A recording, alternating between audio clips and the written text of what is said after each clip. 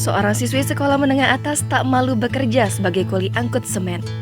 Bukan hanya fokus belajar saja, ada beberapa orang yang harus sekolah dan bekerja. Rekaman video memperlihatkan siswi tersebut sedang berada di sebuah toko bangunan. Ada satu truk tronton yang terparkir di depan toko bangunan itu. Rupanya, itu adalah truk tronton pengangkut semen yang akan dibongkar muat di toko tersebut. Siswi tersebut memperlihatkan bagaimana dirinya bekerja sebagai kuli angkut semen. Siswi ini tampak memakai sarung tangan, kemudian naik ke atas truk tronton. Siswi itu lalu mengambil satu persatu karung semen untuk diangkutnya ke dalam toko bangunan.